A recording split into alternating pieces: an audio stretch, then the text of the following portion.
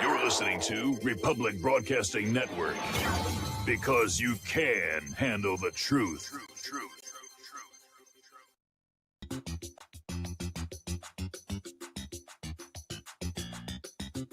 Welcome to the Michael Rivero What Really Happened radio program.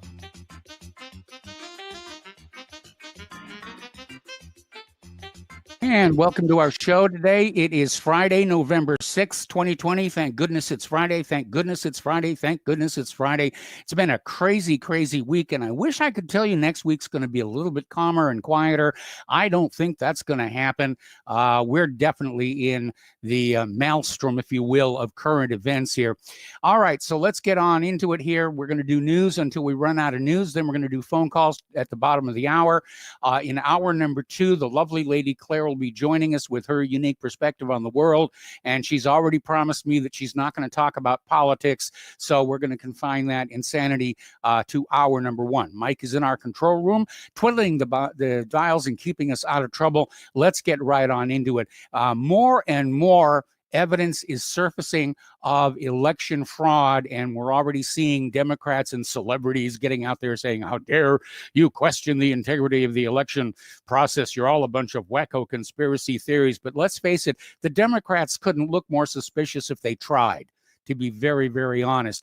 So over in Georgia, overnight, Georgia went from Trump to Biden, razor thin margin here, and apparently in one precinct in Habersham County has 276 registered voters, but recorded 670 votes. I mean, that's how completely over the top and obvious it is.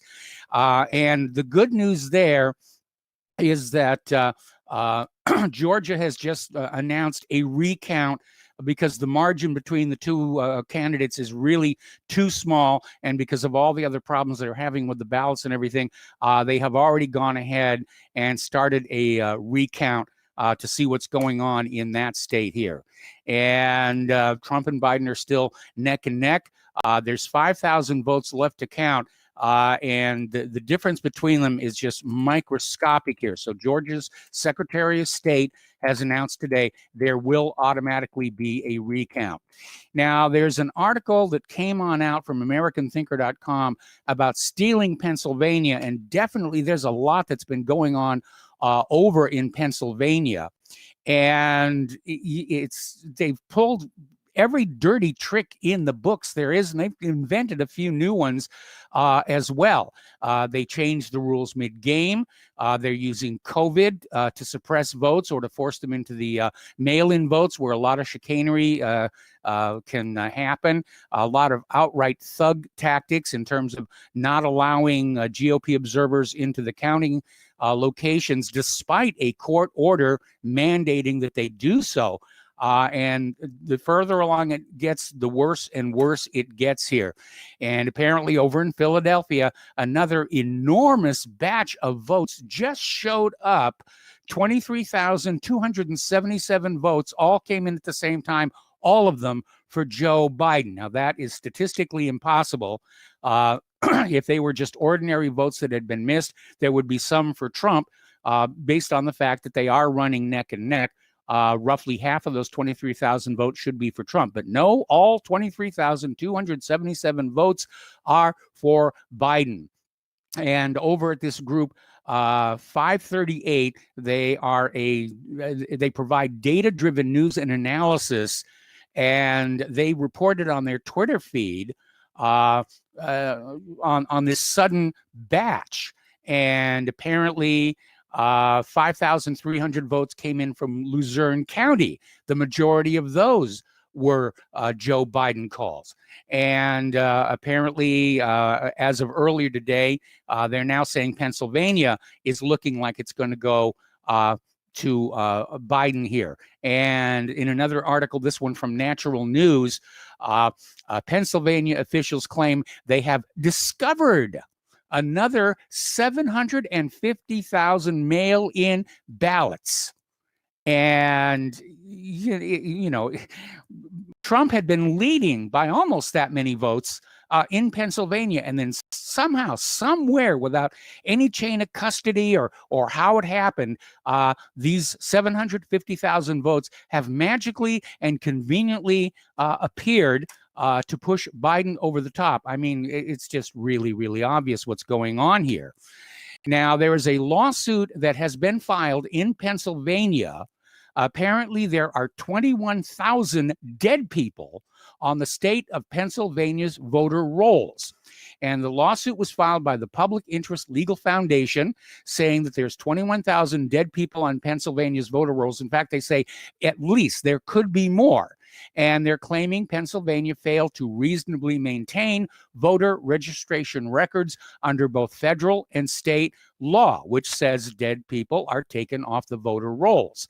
And the next thing to find out is how many of those 21,000 people managed to get an absentee ballot at the graveyard and send it back on in here. And apparently, as of October 7th of this year, at least 9,000 registrants on the voter rolls in Pennsylvania have been dead for at least 5 years. Another 1,900 have been dead for at least 10 years. And they found 197 registrants were dead for at least 20 years, and they were still on the voter rolls. I mean, that is, again, it's just obvious and in your face here. Now, a registered Democrat who was a poll watcher at the Philadelphia Convention Center came on out and went public and said, I can't believe what I'm seeing. This is a coup. And he's detailing the corruption at the Philly Vote Counting Center, basically saying that observers are not allowed any closer than 30 feet to supervise the ballots being counted. In some cases, they're being kept 100 feet away. This is coming from poll watcher Brian McCarthy. He's not even trying for anonymity, as so many of the others whistleblowers are coming. And he said, this is a coup against the President of the United States of America. And he's called out the mayor of Philadelphia and the Attorney General Josh Shapiro, saying, because both of them went public before the election, saying there was no way Donald Trump was going to win Pennsylvania or the presidency of the United States of America. And it is obvious in hindsight, they weren't really guessing about that, that they were revealing their agenda. Now, Tucker Carlson interviewed this guy, Brian McCafferty. Social media is now scrubbing the story everywhere it's being put up. In fact, stories relating to the vote fraud that's going on are being scrubbed from social media as fast as they're put up there. So again, social media is still out there backing Biden, trying to protect him, trying to protect the election, trying to protect the vote theft here. Now, over in Pennsylvania, Project Veritas scored another one with a USPS whistleblower who exposed more backdated ballots. Now, that was the second one after Michigan that they found were backdating ballots that magically turned up at the post office the day after the election. And they were backdated and then whisked off to the counting centers. And just before we went to airtime, Project Veritas released another video of a second Pennsylvania U.S. postal worker saying that, yes, they were told to isolate these ballots so they could be backdated. I mean, this is insane. Now, apparently, the United States Post Office accepted and processed 150,000 ballots on the day after Election Day. Now, they're not supposed to do that. If the ballots are properly postmarked, they can still be counted according to the changes to the rules here. But after midnight on Election Day, in some states, it's 8 p.m., by the way, they're not supposed to be accepted anymore. And yet the post office, clearly compromised by the political machine, went forward with this. In fact, one of the Project Veritas whistleblowers was saying that it's very obvious that the Postal Service has a very liberal political leaning. And, it's amazing. It's a felony to tamper with the mail. And believe it or not, that law was passed in the wake of an earlier election where the post office was found to be tampering with ballots that were being sent through, or actually they were tampering with political literature where they were forwarding the literature for the candidates they liked and trashing the literature for candidates they didn't like, and that's when the law was passing. It is a felony to do this here. Now, the former Kansas City Attorney General Philip Klein was on Laura Ingraham last night.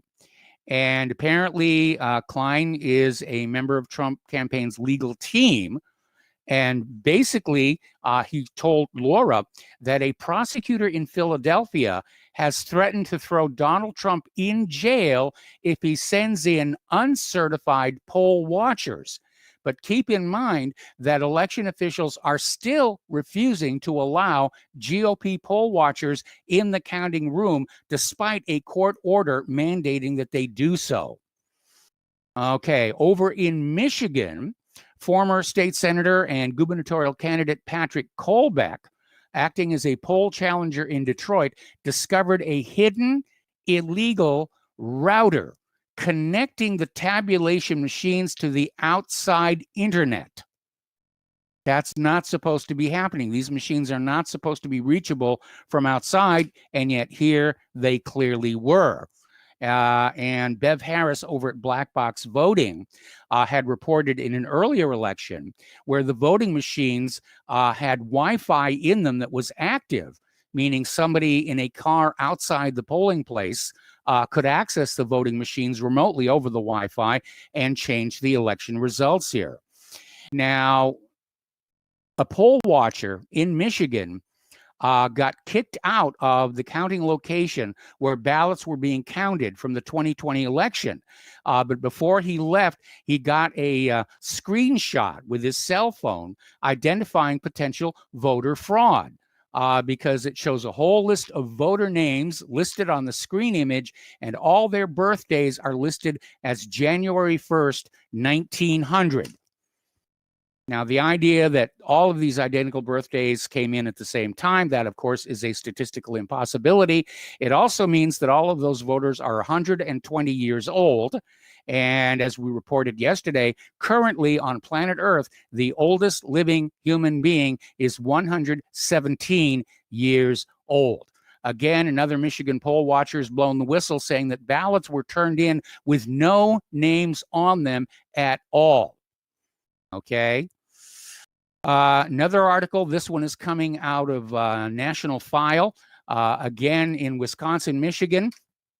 Apparently, Biden got 100% of the votes during a late night vote counting.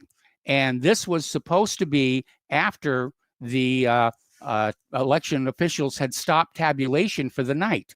Somewhere in the middle of the night, after the official tabulation stopped, a whole bunch of Biden votes came on in.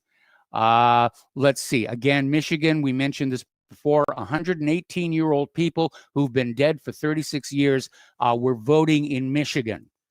All right? So it's definitely out there. Now, Michigan has issued a non-denial denial saying that no, dead people aren't voting. It's ridiculous. But, you know, internet sleuths were using the Michigan government's own website to see if the names of voters on the ballots were still living or dead. And so the Michigan government has shut the website down. So you can no longer log in and verify whether a voter is still alive or if they've died. All right, I'm getting a message here from the control room. Listeners concerned about trying to deny a COVID test.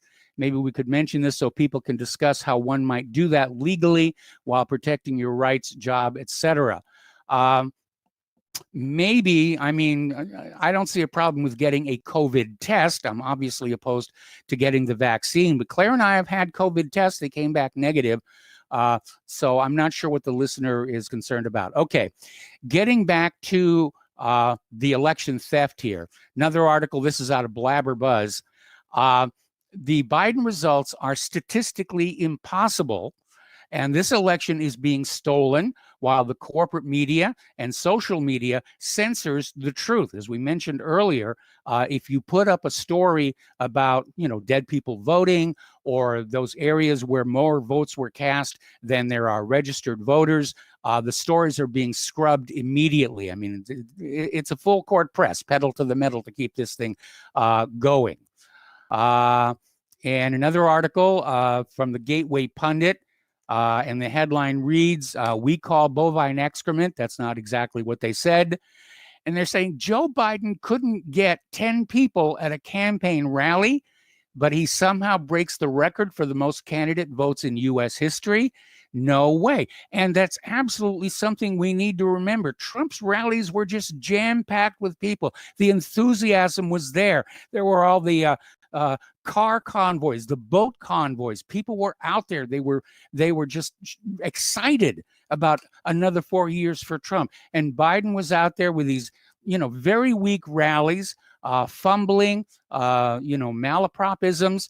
I remember that one where he said he was going to put a lid on his campaign. Then he showed up to a rally. There were only 20 people there, including the people from the media. Now, over in North Carolina, little kind of something weird going on, because on election night, North Carolina announced 100% of the precincts had already been reported. All the counting was done. Trump was ahead, but they never called a Trump win. Now North Carolina is claiming that only 94% of the ballots have been counted, and it may take them a little while longer to finish. Okay? Now, Trump is ahead of Biden in North Carolina by 1.2%, but the North Carolina election officials are saying the results will not be known for another whole week. So, I don't know, maybe the printing press they're using to fake the ballots broke down or something. All right, another story, and we talked about this earlier in the week as well. This is again from Blabberbuzz. Arizona was called for Biden before the polls even closed. You're not actually supposed to do that.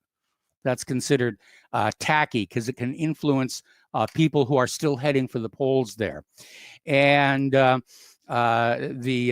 counting of the ballots is showing a much different story. Again, it's neck and neck. It's a tight race, and it's just suspicious, okay? The Milwaukee City Wire published an article with very troubling numbers identified in an analysis of results and Secretary of State files. And in a nutshell, 7 City of Milwaukee voting wards reported more presidential election votes than they had registered voters. And we reported that earlier in the week as well. Now, pardon me. So the voter fraud is just emerging all over the country, and it's not getting reported by the corporate media. And let's see. Here's an interesting little article. This is from Touchstone Connect, and it starts out that most people hear of the President of the United States as the most powerful man in the world. Well, obviously, the last 4 years have demonstrated that's a lie. We've seen the corporate, bought and paid for fake news media, the Democratic Party, the tech giants, the rhinos, and a number of others prove differently. They've hamstrung Trump ever since he first took office. And it's becoming very, very obvious that America is not run by the president. It's not run by the Congress. It is being run by stealthy, sleazy, wealthy people who hide in the shadows and under rocks as they exercise their power in their own interests. And they're known collectively as an oligarchy or the New World Order or the deep state. Now, I was having a conversation with Dave over at Crucial Nonsense a little earlier, talking about how the United States is on the verge of destroying itself. And that is perfectly in line with the globalists who cannot complete their design for a New World Order, one world government, as long as the U.S. Stays intact. And so all that we're seeing here may be an effort to destroy the credibility of the United States government with the American people. And all I can say is they're doing a bang-up job of it, whether it's intentional or not. Now, we're hearing Democrats and rhinos and the corporate media already out there saying, oh, come on, Trump, concede this whole thing. Trump has no plans to concede. He is going to fight this out to the bitter end, and I agree with him. We got to take a break for commercials. We'll be right back.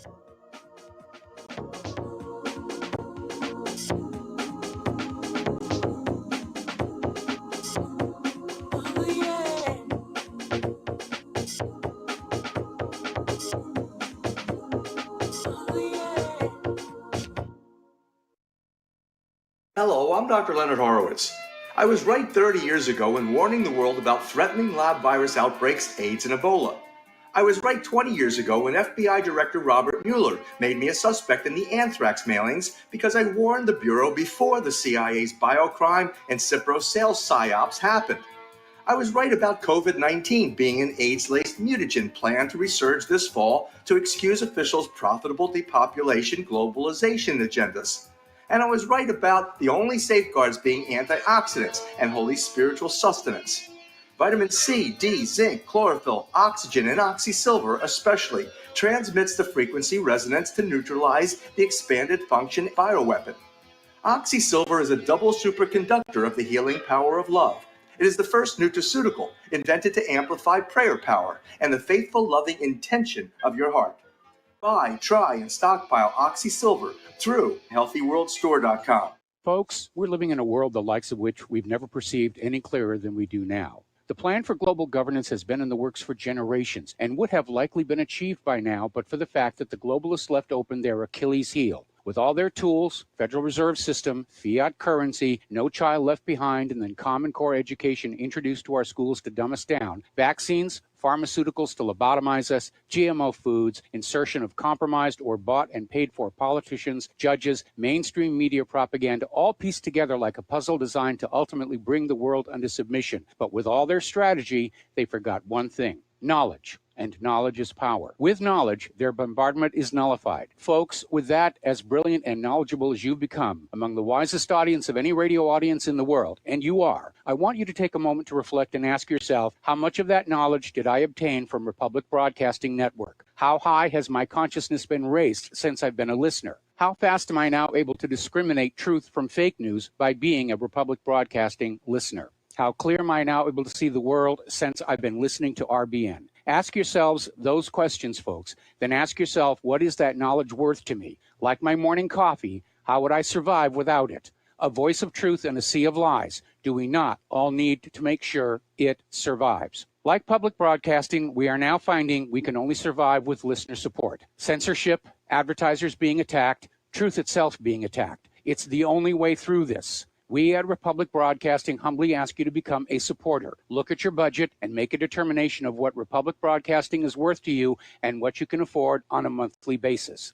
Go to republicbroadcasting.org and pledge $20, $30, $40, $50, if possible, $100 a month or more if it's affordable. Click the donate button and become a regular monthly donor. Assure both us and yourself that Republic Broadcasting truth will continue to flow like that morning coffee. The network thanks you.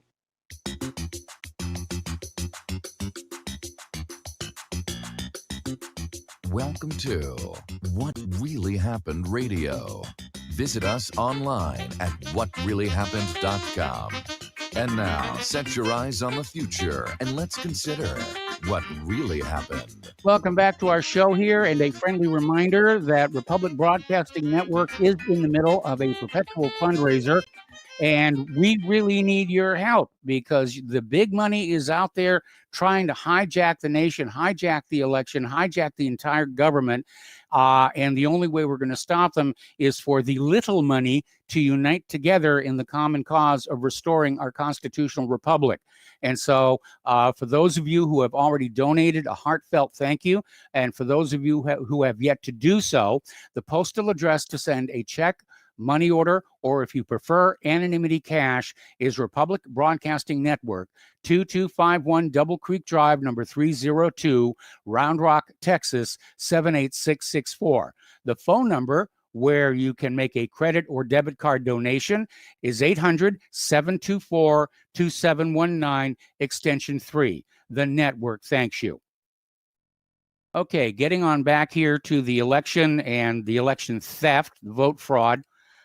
This is the crookedest election in U.S. history. I mean, there's always been election fraud, in our country. There's nothing new about it, but it's just never been this heavy or obvious. And that may be the one positive thing coming out of this, is that however this election ends up, you're going to have half the population of the United States of America convinced that the election system is fraudulent and it's broken.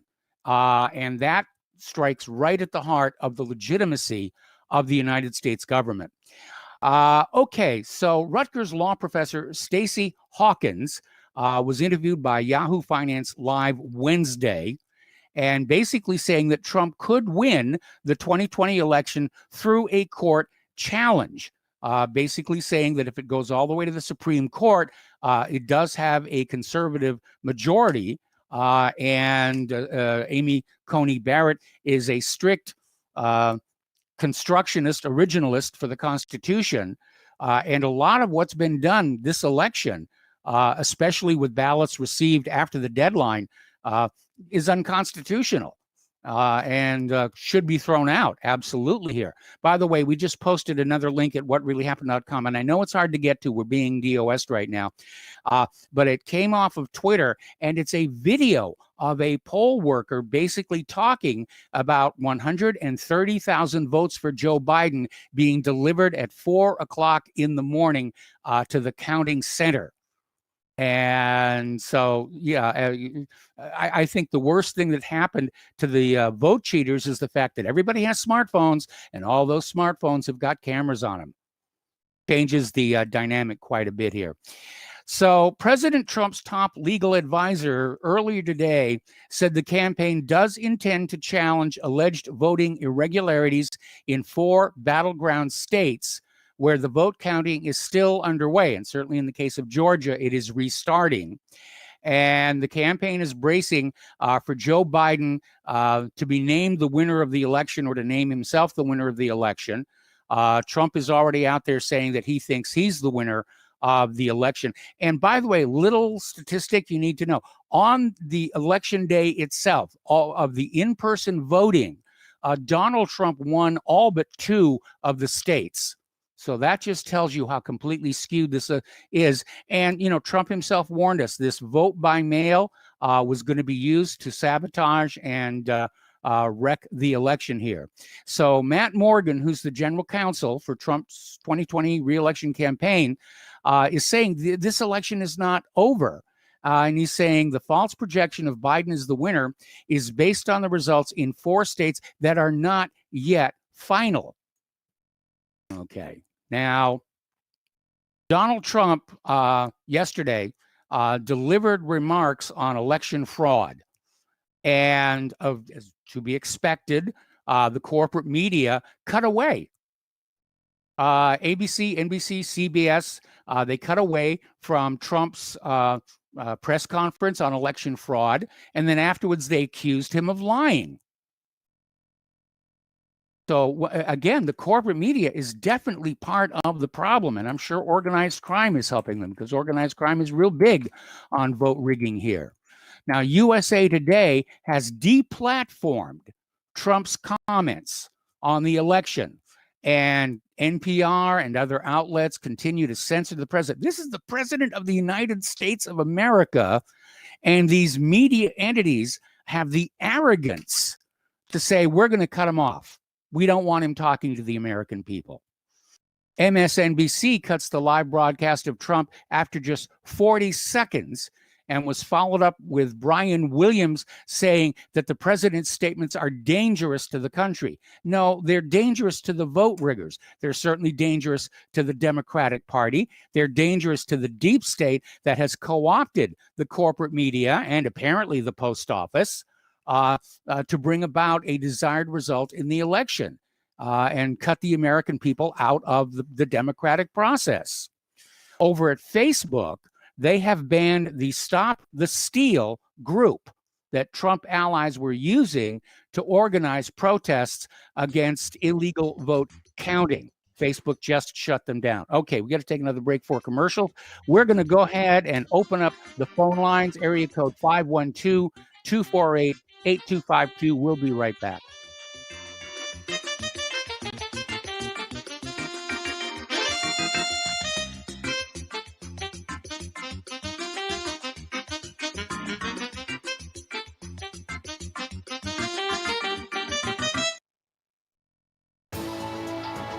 You are tuned in to the Republic Broadcasting Network.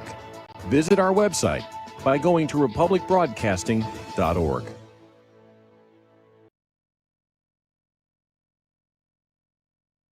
Homeowners, are you in foreclosure, expecting to be served with a foreclosure lawsuit, or suspect your lender has coerced you into an illegal mortgage transaction? A huge number of mortgages made in the last 10 years have legal issues and are possibly defective. State laws and the U.S. Supreme Court have upheld that defective mortgage documents are grounds for foreclosure defense and for counterclaims in favor of the homeowner. If your mortgage has been sold or assigned since closing the loan, it may be defective and you may be paying the wrong party, and the lender may not have standing or the right to foreclose or collect payments under the law. If you would like to know if your mortgage is legal or not, or know if you are paying the right party, we can help. Our initial consultations are free of charge. We are not attorneys. We are legal researchers and work closely with experienced lawyers who know how to help you find the evidence to help you keep your home. Call toll-free 1-855-2-KEEP-IT. That's 1-855-2-KEEP-IT today. Is your property a financial burden and causing you grief? Have you tried to sell but can't find buyers? Or are you just too busy to sell your property? Don't worry, we have the right solution for you. We buy properties as is, with cash, close in 30 days, and pay all closing costs. Our service is ideal for property owners who are in pre-foreclosure, have high-end repair costs, experiencing financial hardship, going through costly divorces, are relocating, need cash for retirement, suffering family loss, or have tax liens. Whatever your situation may be, we can help you sell your property and get the money you need. If you own a single-family home or multiple family units, call us for a free consultation at 888-910-1037. That's 888-910-1037. Or visit our website at cashingproperty.com. That's cashingproperty.com. Sell your property fast and leave all your worries behind. So, you love talk radio? Then you'll love TalkStreamLive.com. TalkStream Live is always on, 24/7, with the best streaming talk shows. Find your favorite talkers and discover some new ones. It's free, readily available online or on mobile with any smartphone or tablet. Finding your favorite talk shows all in one place has gotten a whole lot easier. Just go to TalkStreamLive.com. Be sure to download the free apps from Google Play or the iTunes App Store. The Republic Broadcasting Network late night premiere show of Red Pill Hardcore is hosted by activists that want to hear from you, the listeners. So that you can get involved in the activism, please call in at 800-313-9443 at 10 p.m. to enter the discussion. To book yourself as a guest, call our studio at 202-657-5715 or contact RBN staff. Remember, keep it real and take the red pill. If you got the money, honey, we got the bombs. We'll plant 'em anywhere you like and blow up anyone. Whip this world into a frenzy, killing babies, dads, and moms. If you got the money, honey, we got the bombs. If you got the money, well, we won't say we did. Welcome back to our show here, and the phone lines are loading up already. So let's go to Kyle in Berlin. Hello, Kyle. Welcome to the show. What's on your mind today? Hello, good evening. Well, the election, of course. I mean, I'm sure you'll give your thoughts. Well, you already have, but I just find it disappointing, but also slightly embarrassing that it has come to this. Yes. You know, it's. I don't think that much will happen of the legal cases, that kind of thing. I don't think much will happen. And, you know, I do feel sorry for Trump, and most people, I believe, do feel sorry for him. But I do believe that he did take the wrong turn on the campaign, in the sense that he may have been looking at this as the 2016 campaign again, but it wasn't. Many people were at his rallies, by all means, but many people wanted to stay home. Of course, there's the conjecture about COVID, and Mark in North Carolina, I 100% agree with what he says about it.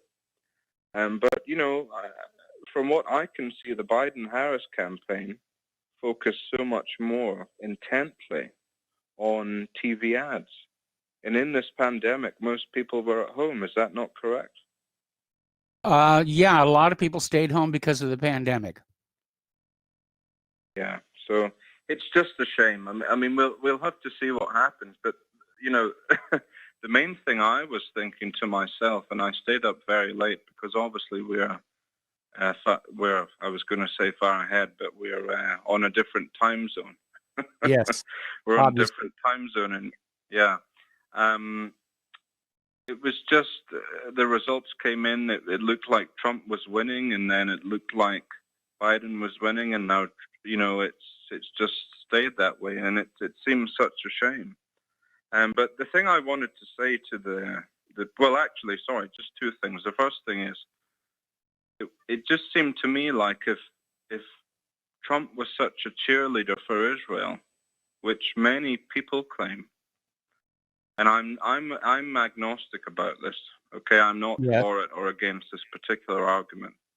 Why did they not hand him the election on the silver platter? No.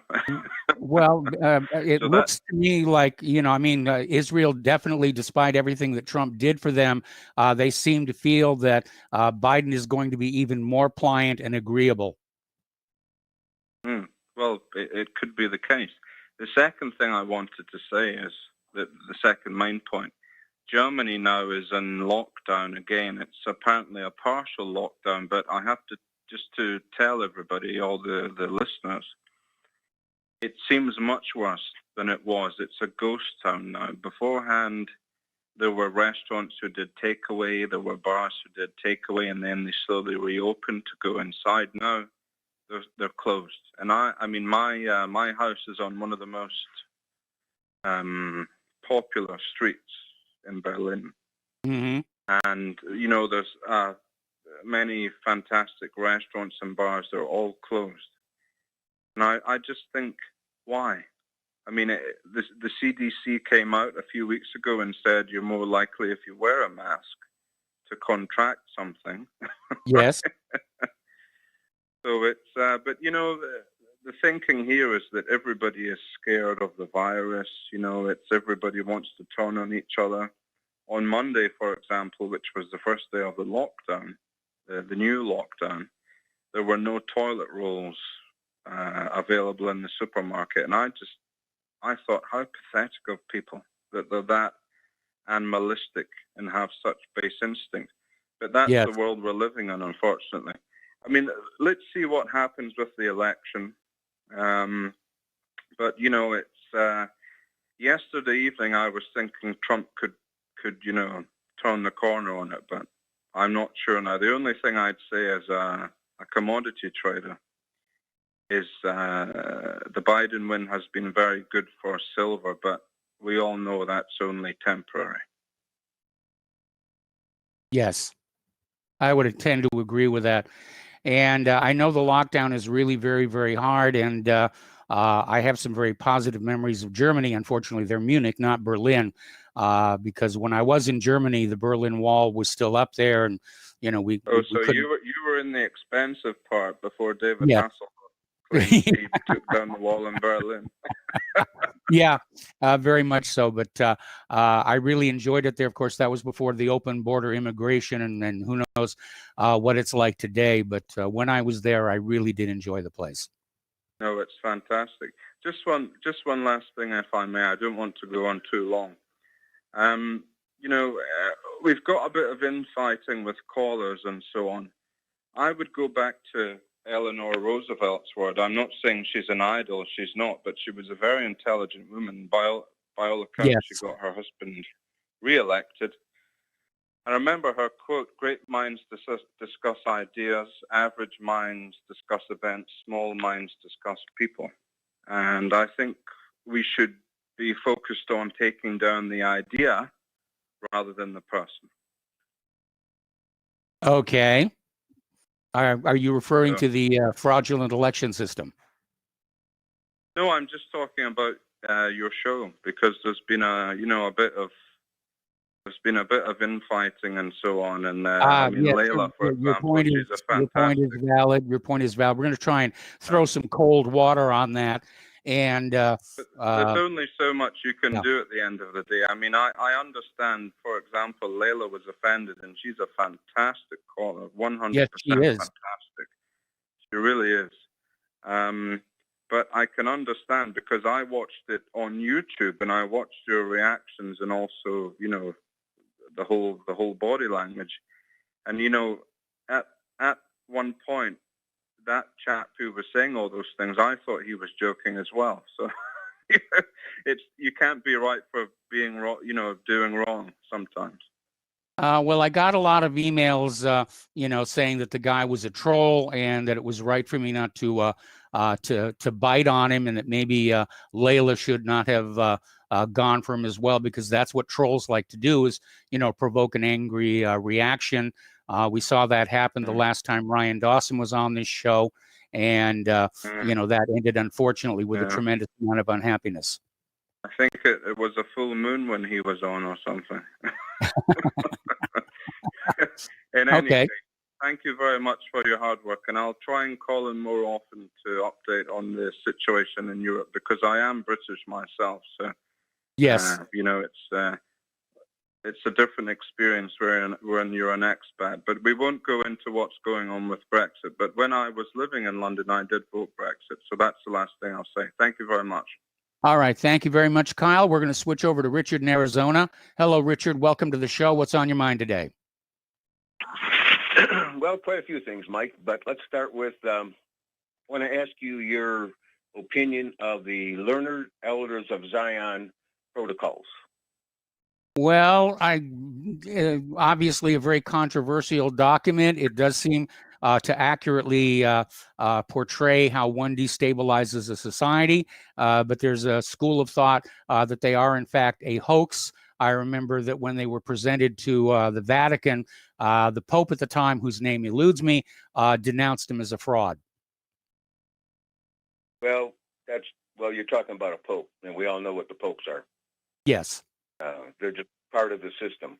I've been reading a book here that on the protocols, and it's the late Russian correspondent for the Morning Post wrote the book, and goes through all the protocols. And everything I'm reading in this book seems to be coming true. Everything that they plan, it almost in lockstep with what has occurred, not only in this country, but around the world. And one little part that I kind of marked here, if you don't mind, it says, this is starting from the middle of it, but it says, "But yourselves perfectly well know that to produce the possibility of the expression of such wishes by all the nations, it is indispensable to trouble in all countries the people's relations with their governments, so as to utterly exhaust humanity with dissension, hatred," let me turn here, "struggle, envy, and even by use of torture, by starvation." And it has in capital letters, "by the inoculation of diseases, by want, so that the goyim," you know what they are, "see no other issue than to take refuge in our complete sovereignty in money and in all else. But if we give the nations of the world a breathing space, the moment we long for is hardly likely ever to arrive." I mean, if you go through these protocols, it's almost like they're predicting everything that has occurred. A lot of people have said that, you know, a lot of people read them. I don't know where they came from for certainty, but whoever wrote them definitely had their finger on the pulse of where the world was going. Well, and they also, you know, in their protocols, they talk about control of the press. Of course, we're talking back in early 1900s and about Europe, but now we've progressed into taking over Europe to taking over the United States, taking over all countries. Yes. And it just seems ironic that what they post here in the book is coming true in so many aspects of what's going on in the world. So I just wanted to get your opinion. And another thing to your callers, this is the first time I've called into your show, but I've been listening to your callers. This is not about what Trump did or what Trump didn't do. This is about us now, not about Trump. This is about us. This is about our country. And if you keep dividing yourself, you're just playing into the hands of those who want to control you. And I don't understand it, because we're long past what Trump didn't do and what he should do and what he should have done. It's about us now, not about him. It's about us. Trump is a stopgap, as far as I'm concerned, to what they want to bring on. And the last thing I'll leave you with, Mike, is unofficially, I got this from a relative of mine early this morning. Yeah. And where they got it from, I have to contact them and find out. But what they told me was that Arizona will go red. But they will not announce it because they're afraid of violence. Yeah, that's been a big problem all along, is, the threat of violence from the lefties for any place that votes Trump. One of the Hollywood celebrities that's in a meltdown over how close the race is came on out and said everybody who supports Trump ought to be burned. Well, and you also know about in Arizona where they handed felt-tip pens to the Republican voters and pencils to the Democratic voters. And also, I remember back with the current Secretary of State, her name is Katie Hobbs, and when she ran for Secretary of State in Arizona, she said her number one goal and priority was to register more Democratic voters. So, well, there's a dead giveaway. Well, yes, sir. That's what I'm saying, and that's what I think. So I'll leave you with that, Mike, and I'll let you get back to your other callers, and I appreciate your time. Thank you, sir. All right. Well, thank you very much for the phone call. We're going to switch over to Bruce in Texas. Hello, Bruce. Welcome to the show. What's on your mind? Hey, Mike. Hey, Rudy Giuliani's been impressing me. I mean, can you imagine if instead of having a Barr as Attorney General, he was Attorney General? Well, he was a very successful prosecutor in the Southern District of New York. Yeah. I wonder how they convinced Trump to appoint Barr. That guy is total deep state. I mean, I haven't even seen him throughout this whole election issue. Have you? Well, to back up a little bit, I would imagine that if Giuliani does get this whole election issue to the Supreme Court and it is decided in Trump's favor, Trump is going to owe him big time, and maybe Attorney General will be a good payoff. Yeah, hopefully that comes about. I mean, it's not looking too good. But yeah, if it makes it, I heard after 7 days, these ballots are automatically disposed of. Certain states. They're not supposed to be. They're not supposed to be in. They're supposed to be held in case of a recount. They are destroyed. And again, if you have not seen it, there was this HBO documentary called Hacking Democracy, and it focused on Bev Harris and black box voting.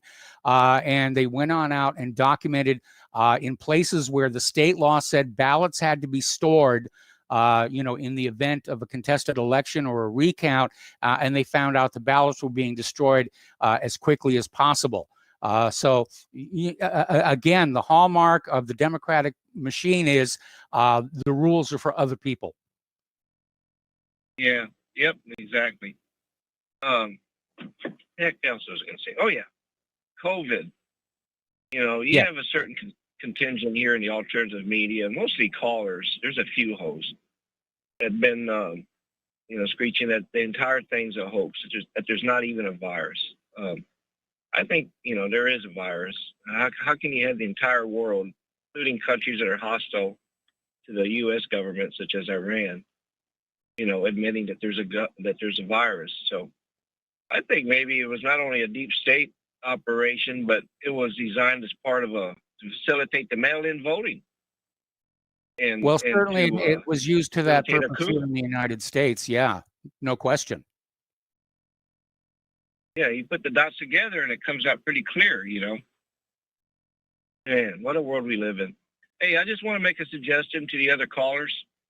I mean, you have great callers, and I don't agree with everybody, but I want to hear everybody. But to hear everybody, you have to be a little bit more concise with your message. I mean, if you're talking for 10 minutes, unless the host wants to continue the conversation, I think you should just hang up. That's just my opinion.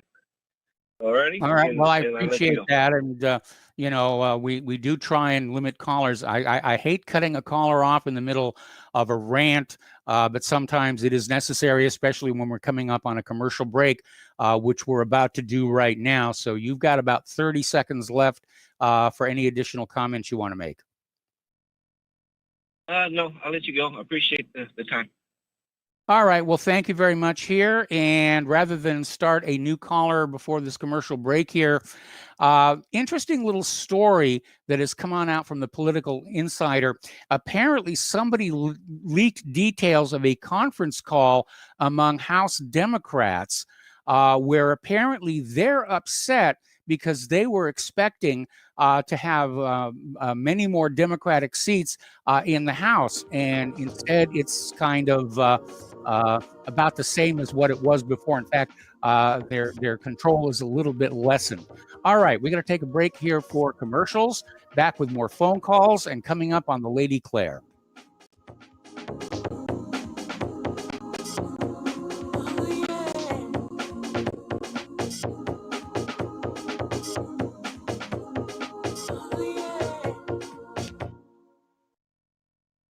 Homeowners, if your lender has gone out of business or sold your transaction to another lender or servicer, you may be the victim of a wrongful foreclosure, resulting in the loss of your home. If you've already lost your home, are in foreclosure, or even in good standing, you can challenge the mortgage transaction's illegal issue, and your property can be restored to you, and your foreclosure can be stopped or reversed, and the mortgage transaction declared unenforceable. State laws, U.S. title codes, the Uniform Commercial Codes, and U.S. Supreme Court rulings have upheld that defective mortgage documentations can reverse or stop foreclosures and enforce property title claims in favor of the homeowner. We are having successes in stopping the process of foreclosure, the enforcement of the foreclosure judgments, the sale of property, and evictions after the sale. We are not attorneys, and we don't give legal advice. We are a professional team of legal researchers, providing forensic mortgage audits and expert witnesses. We have the knowledge to produce the evidence and enforce laws regarding your legal issues. We've been in business for 12 years without a complaint. Consultations are free, and we provide a free title search to confirm if your mortgage has legal defects. Please call 855-253-3748. 855, 2, keep it today.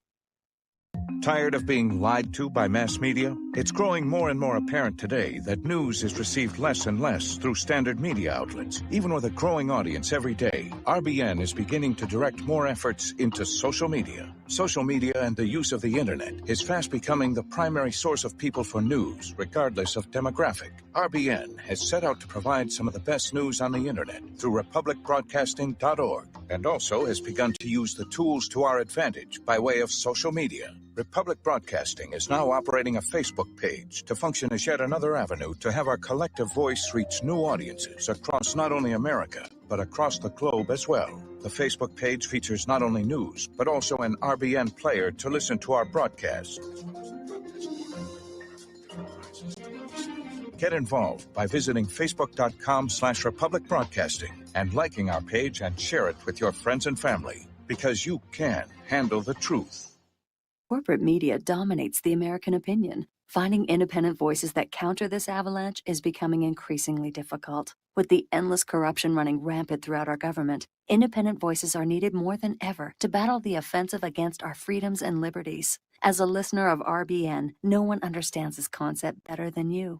Now it's up to you to do your part. The time has come for you to take action and begin broadcasting the truth to hundreds or thousands of people every month. Sound impossible? Quite the contrary. With pointed slogans from LibertyStickers.com, you can reach countless sleeping Americans unaware that they live in a real-life wonderland. LibertyStickers.com has a huge inventory of political bumper stickers and messages that reflect the truth about our government, our politicians, and the future of America. With so many in stock, there's one perfect for you. Visit us today at LibertyStickers.com. Again, that's LibertyStickers.com. Do your part. Your voice is important. Let it be heard. Working 2 jobs ends never seem to me. She often goes hungry, so her babies can't eat. Fatherless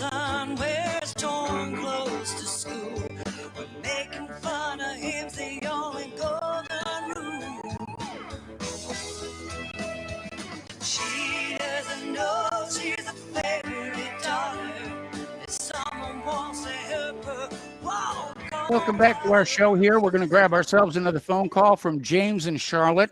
Hello, James. Welcome to the show. What's on your mind? Yes, hello, Mike.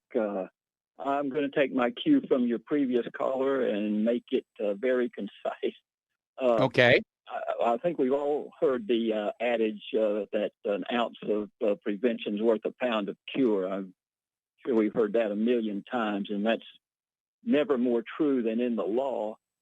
And if the newest Supreme Court Justice Amy Barrett, had merely ruled on this challenge from the Pennsylvania Republicans to stop this extended deadline, a lot of problems would have been prevented. And I don't see any reason why she couldn't have. She was sworn in 2 days before that decision came up. And I'm going to be honest with you, I've had a lot of doubts about her.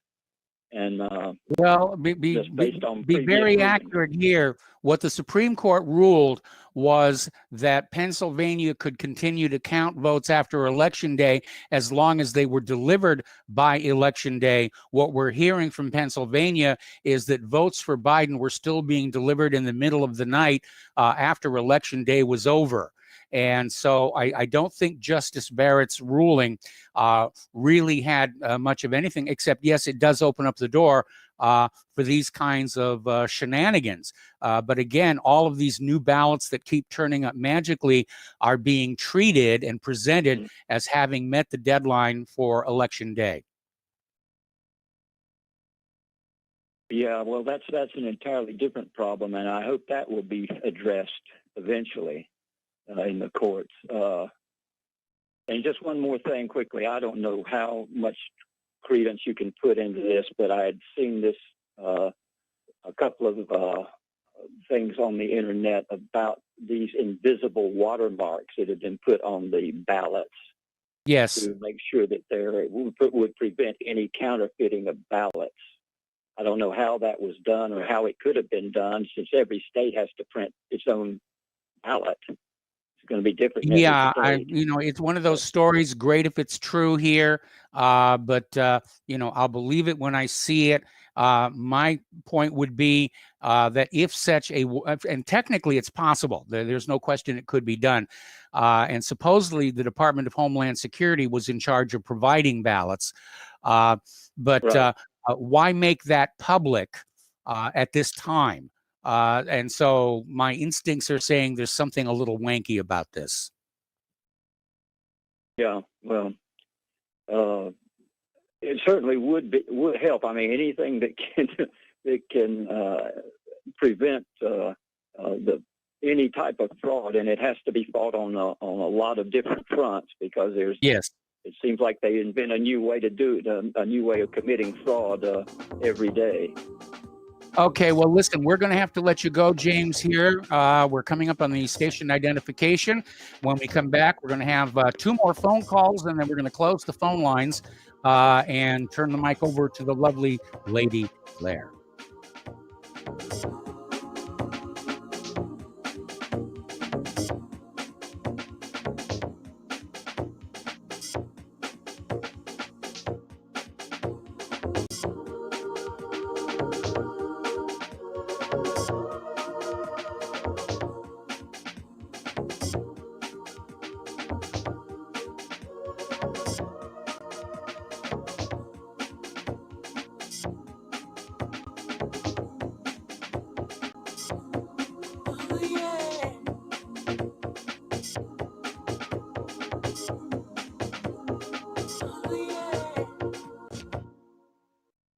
Hey, honey, I'm home.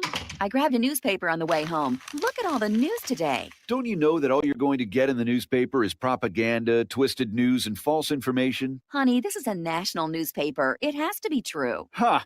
For some reason, the majority of the population believe anything the mainstream media tells them. The newspaper doesn't give out the important attention of what's happening to this country and news that affects our daily lives. Say, does that newspaper mention anything about the North American Union? No, not that I can see. I didn't think so. You need to go to www.newswithviews.com, where truth is more important than political correctness. That's www.newswithviews.com. Hey, don't throw that away. We can use that in the birdcage. Okay, move over. Let me start reading newswithviews.com. The truth? Read all about it at newswithviews.com. Newswithviews.com, where reality shatters illusion. This is RBN, the Republic Broadcasting Network.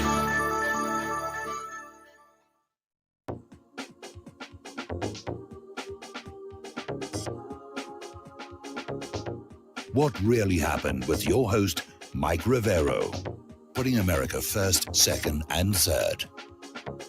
Here is your host, Michael Rivero. And welcome back to our show, hour number 2. We're going to take 2 more phone calls, and then we're going to close the lines for a while for the lovely Lady Claire. So let's go to Joe in Tennessee. Hello, Joe. Welcome to the show. What's on your mind? Hey, Mike, yesterday I was talking about Trump and how we all knew they were going to cheat, and hopefully he took countermeasures.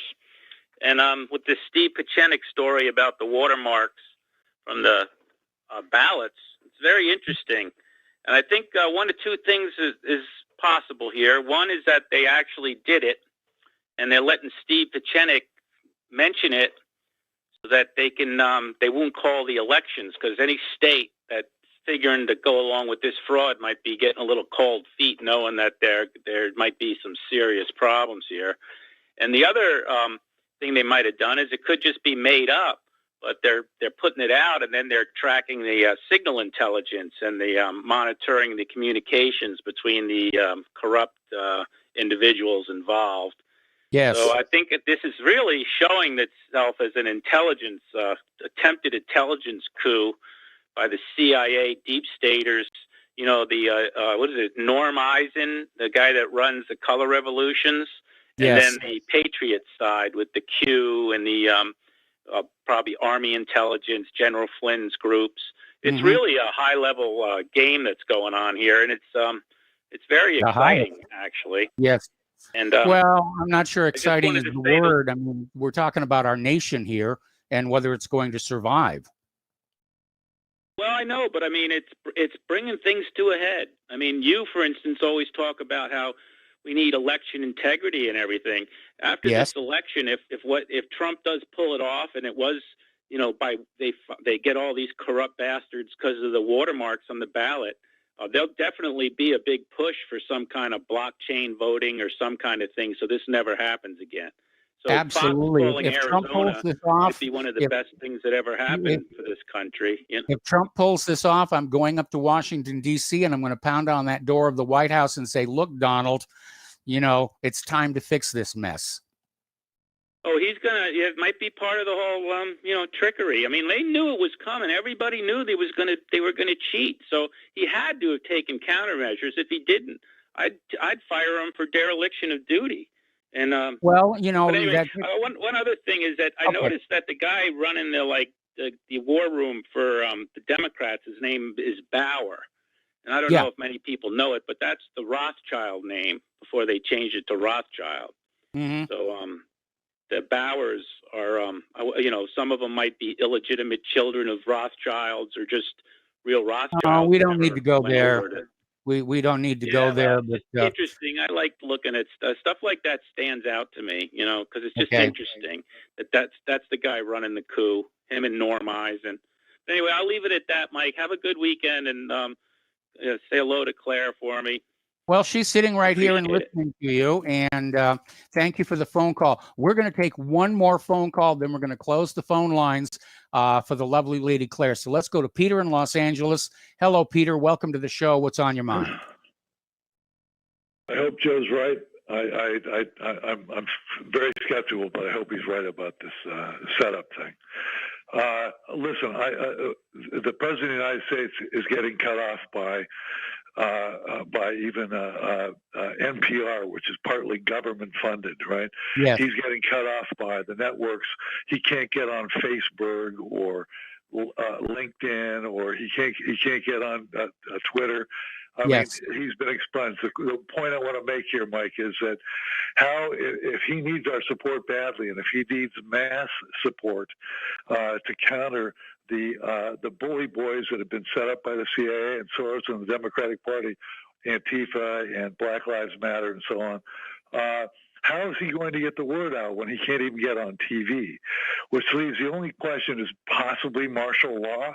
And by the way, would the Joe Snuffy private E2, would he obey when everything on TV and everything on Twitter and everything on Facebook and everything else is telling him how evil Trump is and how he shouldn't do it?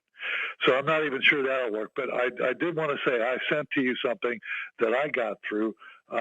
I think the Tea Party sent out, where the red string, would you be willing to show up at a demonstration or something in support? I sent that to you. You might want to put it on there, and it says where to get rallies, and because I don't know how this guy can get out of this, because he can't even get on TV. No, it's absolutely shameful that the president of the United States of America is literally being censored by these private corporations. And again, if Trump is able to pull this off, and he's able to get the Supreme Court to throw out the obviously illegal ballots, then I expect him to come back. I hope he's going to come back and put on those presidential brass knuckles like we expected him to do in 2017. And get some of these changes made here, because frankly, this nation is not going to survive much longer with this kind of nonsense. I mean, other nations around the world are openly saying it's obvious the United States is decaying, it's in decline, and we're not going to be here much longer, which of course has been my opinion for quite some time. And Mike, how long have I been saying? Who controls the media? Who controls the banks? And what can't you accomplish if you can print money out of nothing and never be audited? Anything can be done, including what we're seeing right in front of our eyes. That's been the biggest fraud that's been perpetrated. Printing money out of thin air and loaning it at interest is the biggest fraud ever perpetrated on the human race, and they've been doing it for 300 years. And if you can buy up the Congress, you can buy up the DAs and the prosecutors, you can hire your private army, you can suborn the CIA. You can do anything if you can print money out of nothing and never get audited. But so I've been saying it forever. That's who's behind all this. In the end, that's who these media people are, and the source of it is the money. But maybe that.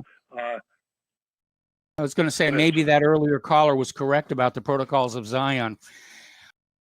It looks to be truer and truer every year, But man, I mean, look who's doing this. Look who's doing this. But at any rate, just like Russiagate and the impeachment, who are all the key figures in that? Yeah. And all the newspapers that covered all that, and megaphoned everything that all the phony documents the CIA put in. All of them. Look who owns them all. But at any rate, there we go, Mike. Please take a look at that and put that up so people can take a look and see how to register to be gotten in touch with, because the president can't get in touch with anybody. No, but he can still use the email, and I get emails from his campaign all the time. I mean, huge amounts and everything. So, I will look for that and make sure that gets put up at the top of the website. So, Peter, thank you very much for the phone call. The phone lines are closed for a while. We're probably going to open them a little bit later in the hour, but it's now time for this gorgeous creature sitting next to me, the lovely Lady Claire, to have her say. Well, thank you, Michael. I appreciate that. Okay. And what I intend to do in this last hour is cover some articles that people might have missed with all the intense pressure of the problems with this election, and they are just multifold. Yes. The only thing I can say that my late grandfather used to say was, this election is looking more crooked than a dog's hind leg right now. Absolutely. Under a category, I would say, possibly shades of things to come here, a British woman has been threatened with a police visit for not downloading the NHS COVID tracking app. Now, this comes to us from Paul Joseph Watson via Summit News. And she said that she was threatened with a police visit if she did not download the NHS Coronavirus Track and Trace app. Now, there is an organization and a blog called lockdownskeptics.org, and it features this story of a lady from Skimpton who tested positive for COVID-19. And what does she do? The most logical thing in the world. She self-isolated. Yes. This was followed by in excess of 20 text messages demanding that she download the NHS app. Now, she did not do it. And, she doesn't want to be followed around by it. And I can understand that. And she is doing the logical thing. She's self-isolating, so she can't infect anyone. She was then telephoned by the test and trace system, and the caller threatened her with a police check at your address if you do not download the app. Now, she ended the phone call and utterly furious and is waiting to see what happens next. Yes. And the irony of this is this NHS track and trace app is completely voluntary. And right now, no British authorities have grounds to enforce its adoption legally. And it's just an example of how people who are both bureaucrats and control freaks are simply inventing laws and justifying the intimidation by means of coronavirus hysteria. Now, they seem to be deploying what could be called a more draconian crackdown measures as more stringent lockdown measures are reintroduced. Well, we had a caller from Berlin who was saying that it's turned into a ghost town there. Yeah. Yeah. Now, this includes cases where police are quizzing people on what they're about to purchase before they enter a grocery store. I would say that was that Brit's business and probably no one else's. I would agree there. Officer, Yeah. I'm buying a bottle of vodka and a bunch of porn mags. Okay. And so as of last night, England has entered yet another debilitating nationwide lockdown that is going to last until at least December 1st. Mike, this is so dysfunctional, I can barely get my head around. And this from the country which gave the world the Magna Carta? Oh, Absolutely here. But Yeah. I mean, it is shut down. They didn't even have their bonfires for Guy Fawkes Day yesterday. yeah. Yeah. Yeah. And the real pain of all of this is supposedly the the track and trace system is full of bugs and it doesn't really work all that well. That's really unfortunate for the Lowest British bidder. people. Yeah. Of course. Yep. And speaking of which, the UK has just decreed that protests of more than 2 people are now illegal. We protest. We protest. do. We do. Peacefully, but we do. Yes. Now, I've got to wonder just what kind of legislation the British Parliament is going to pass very quietly before people get wind of what's going on and they can't protest. I wonder what that's going to be. It's definitely, the whole world is turning into a giant dictatorship, and maybe that's part of the globalists' plan. Maybe George Orwell was right, and we've just arrived a little later than 1984. Yes, Lord, please make George Orwell fiction again. I'm just saying. Absolutely. Little prayer there. Actually, he wrote the book as a warning, not Yes. as an instruction manual. Oh, yeah. Yeah, absolutely. And apparently this conflict in Nagorno-Karabakh is getting worse and worse. This came to us from South Front. And apparently the Turkish military, I love the way this is written, continues to demonstrate its non-involvement in the war with Armenia in the Nagorno-Karabakh region. On 4 November, the Defense Ministry of Turkey announced that Azerbaijani forces had shot down one more Armenian Su-25 warplane in the conflict zone. Thus, they claimed the number of downed Armenian warplanes has reached 7. There's only one little teensy-tiny problem with this. Azerbaijan itself did not claim such an incident when the Turkish Defense Ministry made its statement. So somehow it seems like Ankara knows a lot more about what the Azerbaijani forces are doing, who are allegedly alone against the mighty Armenian aggressors. Well, I guess the Azerbaijanis didn't get the memo from Erdogan. Yeah. And Mike, the moment the Turks hit Armenian territory proper, Russia's going to have to do something to save face if Armenia declares their defense pact with Russia operational. Well, Russia's already committed Yeah. that if Armenian territory is hit, Yeah. that they're going to come on in with full support. Mm-hmm. So yeah, this is hanging on the edge of a regional war. Yeah. And in a related story, there has been reported massive heavy shelling in Nagorno-Karabakh. Thousands have been killed since September 27th.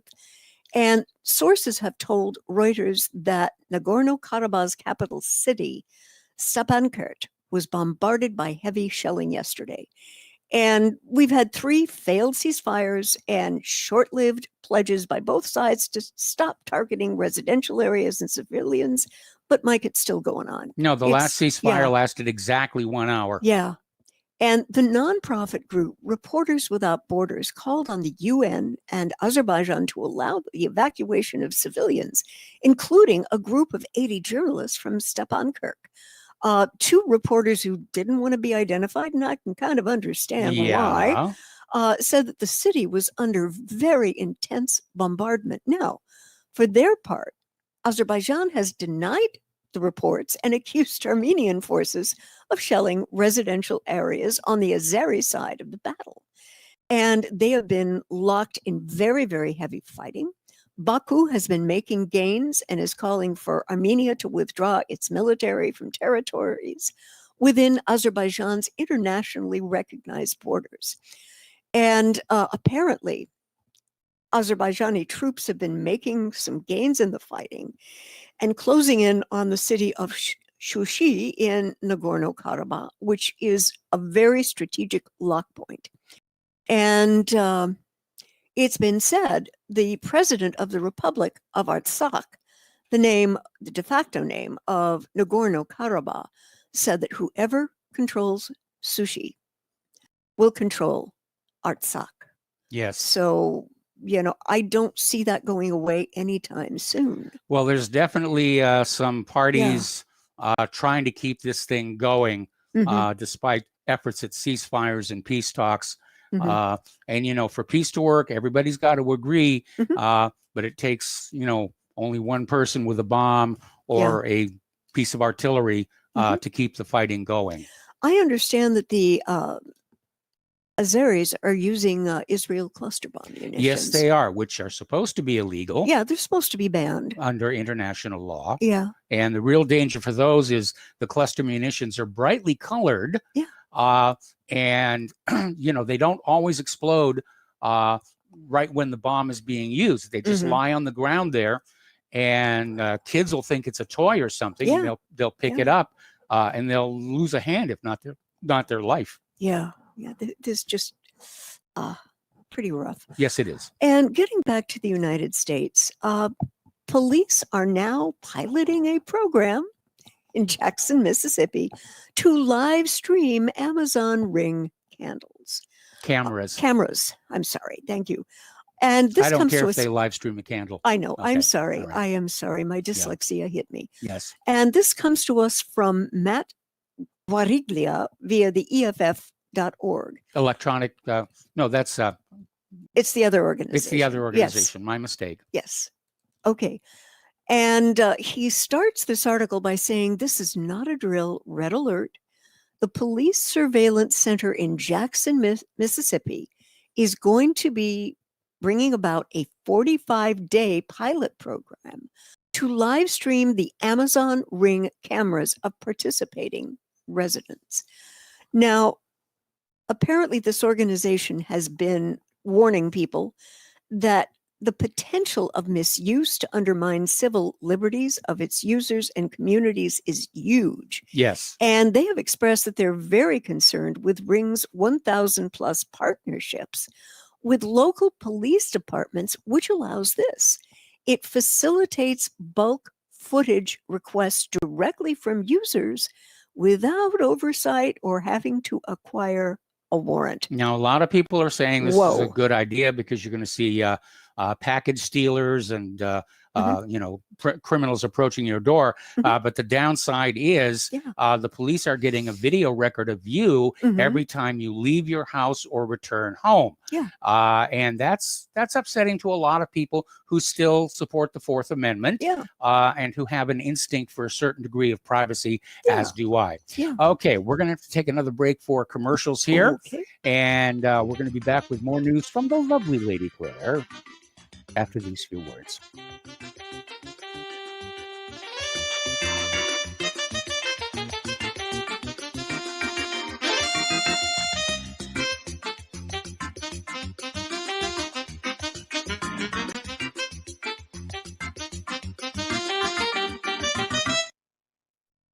So, you love talk radio? Then you'll love TalkStreamLive.com. TalkStream Live is always on, 24/7 with the best streaming talk shows. Find your favorite talkers and discover some new ones. It's free, readily available online or on mobile with any smartphone or tablet. Finding your favorite talk shows all in one place has gotten a whole lot easier. Just go to TalkStreamLive.com. Be sure to download the free apps from Google Play or the iTunes App Store.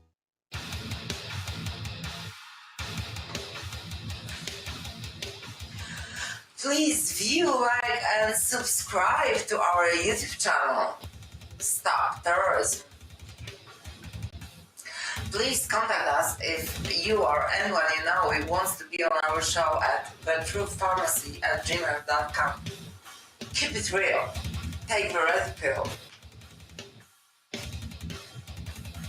Folks, we're living in a world the likes of which we've never perceived any clearer than we do now. The plan for global governance has been in the works for generations and would have likely been achieved by now, but for the fact that the globalists left open their Achilles heel. With all their tools, Federal Reserve System, fiat currency, no child left behind, and then Common Core education introduced to our schools to dumb us down, vaccines, pharmaceuticals to lobotomize us, GMO foods, insertion of compromised or bought and paid for politicians, judges, mainstream media propaganda, all pieced together like a puzzle designed to ultimately bring the world under submission. But with all their strategy, they forgot one thing: knowledge. And knowledge is power. With knowledge, their bombardment is nullified. Folks, with that, as brilliant and knowledgeable as you've become, among the wisest audience of any radio audience in the world, and you are, I want you to take a moment to reflect and ask yourself, how much of that knowledge did I obtain from Republic Broadcasting Network? How high has my consciousness been raised since I've been a listener? How fast am I now able to discriminate truth from fake news by being a Republic Broadcasting listener?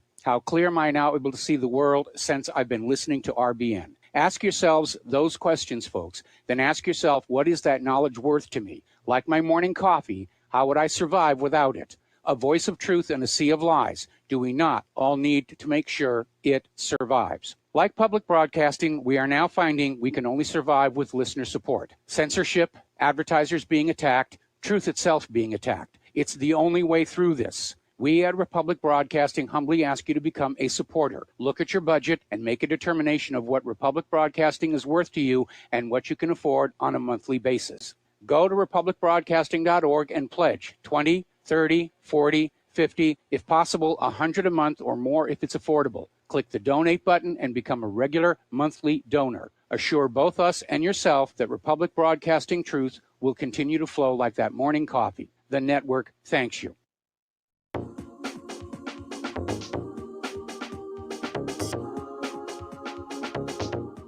What really happened with your host, Mike Rivero.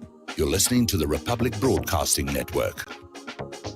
Here is your host, Michael Rivero. And welcome back to our show here. And lovely Lady Claire, you have another story for us. Yes, one that probably didn't get a whole lot of traction this last week. Okay. Apparently, Israeli official is warning of war with Iran if Biden returns to the P5+1 nuclear deal. Now, Biden has said that he's going to do this, yes, but the settlement minister warns it would lead to a violent confrontation, a war between Iran and Israel. Now, this person is Israel's settlement minister, Zaki Hanibbi, a member of the right-wing Likud party, made the comments on Wednesday night. And he was quoted as saying, Biden has said openly for a long time that he will go back to the nuclear agreement. I see that as something that will lead to a confrontation between Israel and Iran. Well, we need to take a closer look at that because the whole point of the P5+1 deal is to prevent Iran from any kind of nuclear technology not allowed under the Nuclear Non-Proliferation Treaty, which both the United States and Iran have signed and ratified. Yes. What Israel wants is for the crushing sanctions to be maintained against Iran to continue to weaken them so that Israel has more control over the entire Middle East. Yes, absolutely. Now, as most people who are listeners to the show understand, I didn't care a great deal for President Obama. Yes. But I do think that the 2015 nuclear deal was one of his finest accomplishments, to be honest with you. And I thought it was definitely a move in the right direction. And if Biden wants to reinstitute the deal, who is Israel to tell him he cannot? Well, I think this is one of the reasons why, despite all the good things Trump did for Israel, Israel wants Biden to be the next president. They see him as being much more pliant and agreeable than even Trump was. Yeah.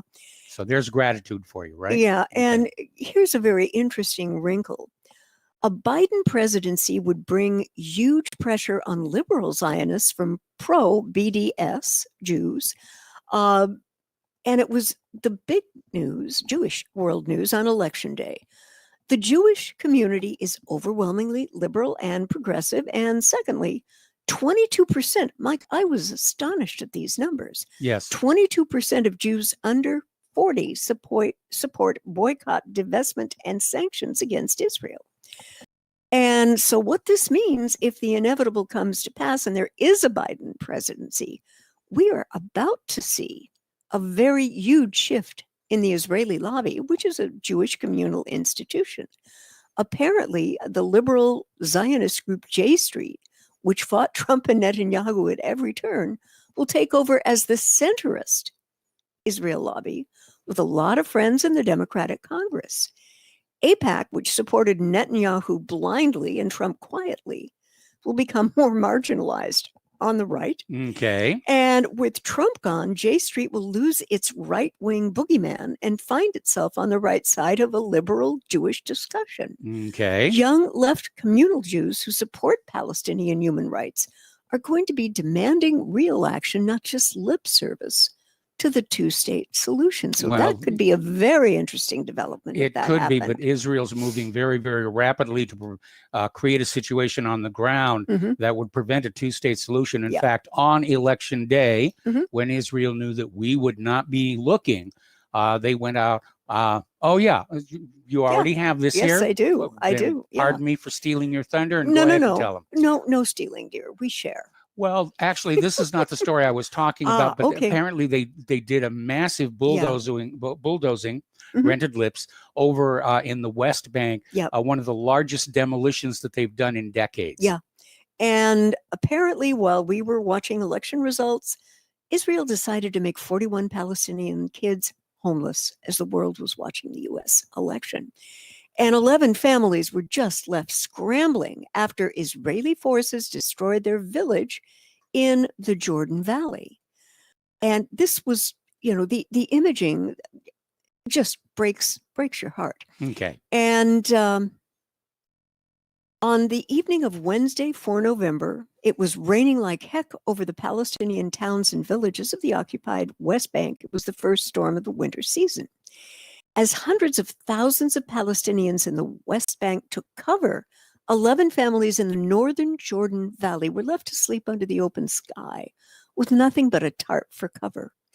And this Palestinian activist, Mohammed Shatea, made the observation, as the attention is focused on U.S. election 2020, the Israel government chose this evening to commit another crime, cover it up, to demolish 70 Palestinian structures, including homes. Yes. And this is just hours before a cold front ripped through the West Bank.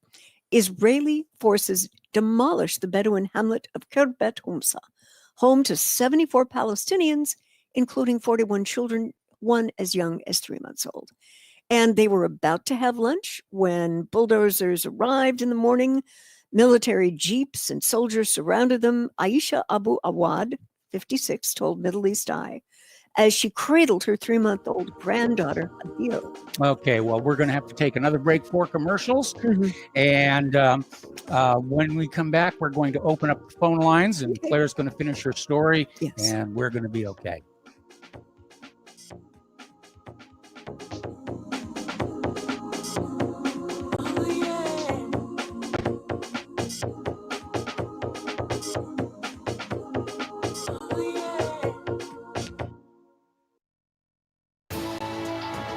You are tuned in to the Republic Broadcasting Network.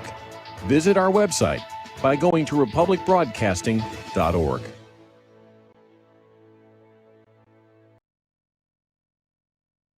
Extend your life with Extendovite.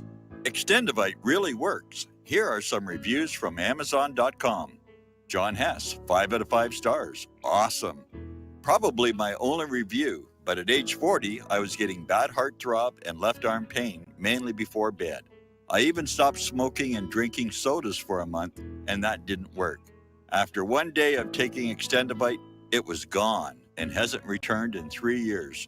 I've ordered Extendovite 13 times, so Amazon just said. Juliet Hordick. I've ordered this product before in liquid form. It is fantastic. My whole family's been on it.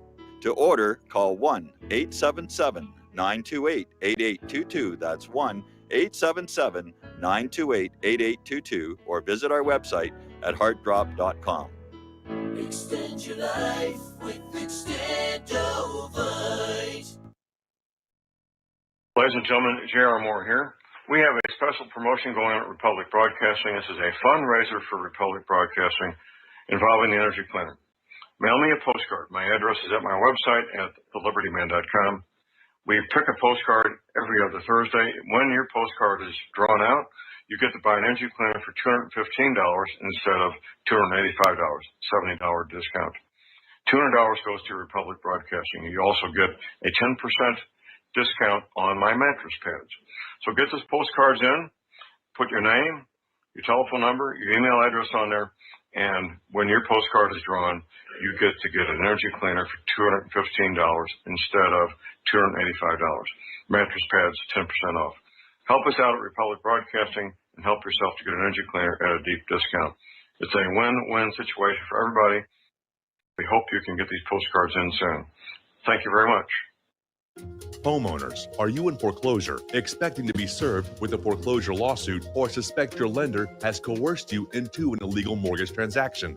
A huge number of mortgages made in the last 10 years have legal issues and are possibly defective. State laws and the U.S. Supreme Court have upheld that defective mortgage documents are grounds for foreclosure defense and for counterclaims in favor of the homeowner. If your mortgage has been sold or assigned since closing the loan, it may be defective and you may be paying the wrong party, and the lender may not have standing or the right to foreclose or collect payments under the law. If you would like to know if your mortgage is legal or not, or know if you are paying the right party, we can help. Our initial consultations are free of charge. We are not attorneys. We are legal researchers and work closely with experienced lawyers who know how to help you find the evidence to help you keep your home. Call toll-free 1-855-2-KEEP-IT. That's 1-855-2-KEEP-IT today.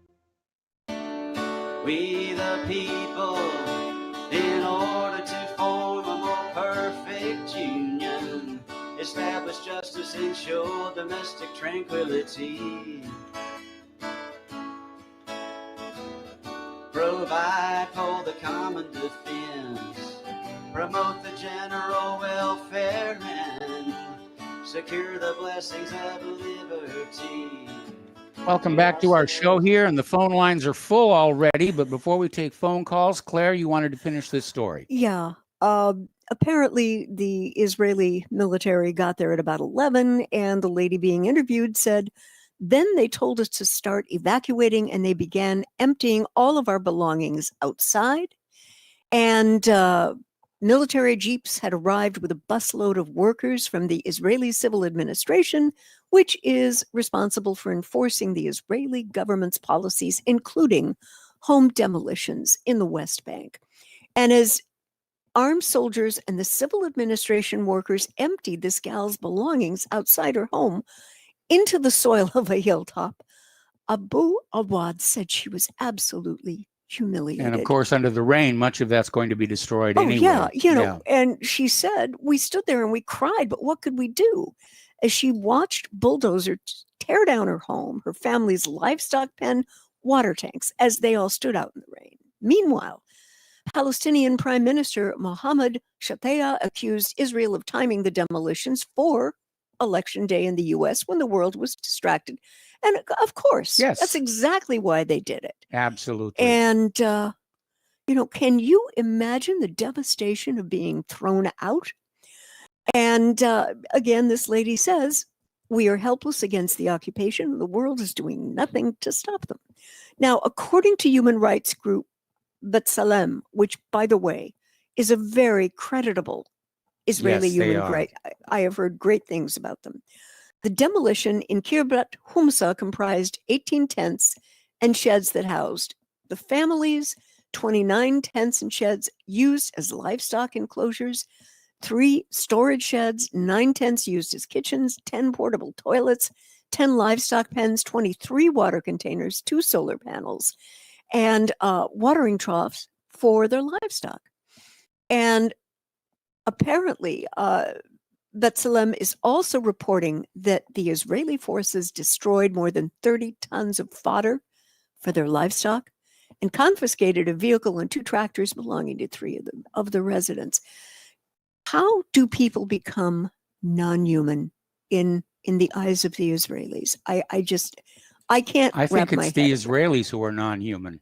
I mean, they certainly don't seem to have much in the way of any sense of compassion for their fellow human being. No. But again, as you point out, from their point of view, they're not dealing with human beings. Yeah. And that's, at the heart of their whole racist thing.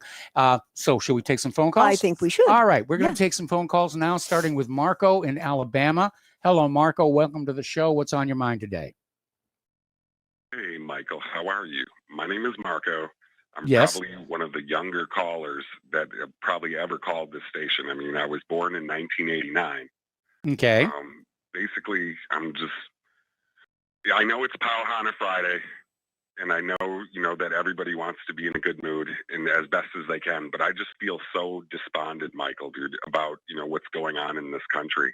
Yes. I mean, to sit here and see, when you call conservative radio stations, your local conservative radio stations, and you sit here and you can, when they keep saying, where's the proof, as it pertains to the voter fraud, Yeah.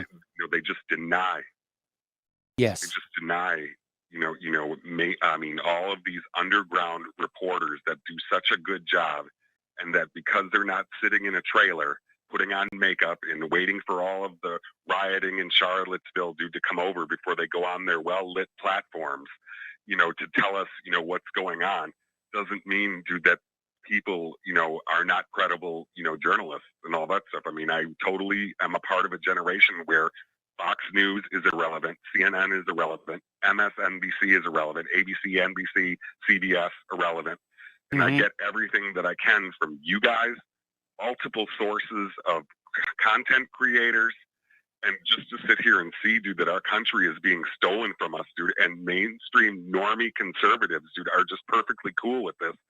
And they keep, one thing that I would like to ask everyone is, in 2016, when we elected Donald Trump, dude, was there really a reformation in the Republican Party? I mean, I just feel like I'm not even connected with conservatives, dude. Like, these people are on a total different planet than what I'm in.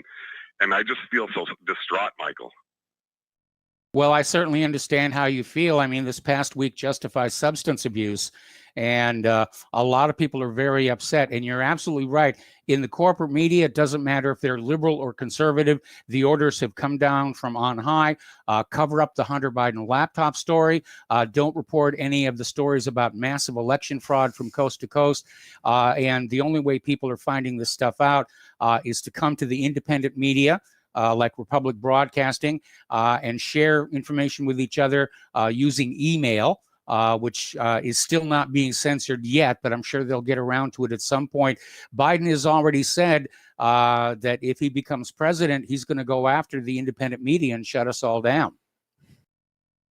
I just feel, Michael, dude, that, you know, even the conservatives, dude, are turning on us, dude. Like we are a different class of people, dude, because, you know, we get our news in variety. Because if you're hearing the same thing from all of the news, you know, the corporate, you know, the corporate radio stations, the local radio stations, dude, they all have like a liberal parent company that owns them. So you're getting propagandized when you're hearing conflicts of narrative. And it is just so scary, dude, that, you know, to sit here and think, dude, that, you know, we all voted for Donald Trump, dude, because the elections of 2008 and 2012 were so bad that the Republican Party was just as dead, dude, as the Democrat Party, dude. And if it wasn't for Donald Trump, you know, I mean, I honestly believe, dude, that we have changed, but all of our gains are going to go nowhere, dude, and they're going to die, dude, with Donald Trump, dude, because the Republican Party was failing us. The Republicans, dude, would not stand up. There is no reason why Obama should have had 2 terms. And we're going back, dude, to this warmonger Bush era, you know, type of conservatism. Because, you know, basically, you sit here and I was listening. Go ahead. I said, we're going back to the neocons, which is why I call myself a paleocon. I mean, I just feel like, you know, things, you know, within the Republican Party, dude, have changed when we elected Donald Trump. You know, we became, you know, more inclusive. You know, we included liberals, dude, you know, into the party. And these liberals, dude, you know, they had ideas and they wanted to fight and all that stuff. I mean, one day, you know, I discovered you 4 years ago. I discovered Alex Jones first. I mean, that is where, you know, my eyes started opening and I started having anxiety, dude, about what's really going on in this world and things of that nature. But, you know, if it wasn't for Alex Jones, I would have never, you know, discovered you. I would have never discovered countless others and decided to start thinking for myself and things of this nature. And it just seems like, you know, the independent media listeners, you know, are so despondent, you know, but we're not going to cry, you know, like liberals or anything like that. But it just feels like all around us, dude, our countrymen won't fight, dude, that they're all in a zombie trance. And that, you know, basically they're bowing down, dude, to this COVID stuff, dude, which is essentially, dude, de facto martial law. And scanning QR codes, you know, instead of getting a menu, when you know, dude, that they're using that, dude, to contact trace us. And these people, dude, are just not smart, and they just don't want to believe it. And I'm just afraid, dude, that we're going to be the ones, dude, that are going to be ending up, dude, in the FEMA camps and all that. Well, and it's our own people will sell us out. Well, again, my concern is that we, and again, as I mentioned earlier in the show, the foreign press is looking at what's going on in this country and describing it as obvious signs of the decay and decline of the United States. And so I think we're definitely headed for a great fall from all the corruption in the upper levels of our corporate and governmental structures. And we're just going to have to ride it out. Times are going to be very, very tough. You know, they can't throw all the conservatives in FEMA camps. There's too many conservatives and not enough FEMA camps. But what they are going to try and do is go back to the golden days of the Cold War, where everybody listened to corporate media and believed what they were told. But I've talked to a lot of people. I've traded emails with a lot of people. And the sense I'm getting is that regardless of the illusions that the corporate media are putting out about people going along with all of this, it's not really happening. I'm seeing a lot of disgust out there. And I'm viewing as a positive thing that we're going to come out of this crisis with the American people understanding how badly they have been bamboozled, that they're not a part of the functioning of this government that they pay taxes to. I just have a hard time believing this because, you know, it just seems, dude, that, you know, conservatives, you know, sound like liberals and liberals, you know, sound more progressive, and conservatives sound more progressive. They're using, you know, their ideologies and mannerisms and all that stuff, and they want to sit here and censor, people, dude, that will think outside of the box. Like one of the questions was, who do you think would be the next, president?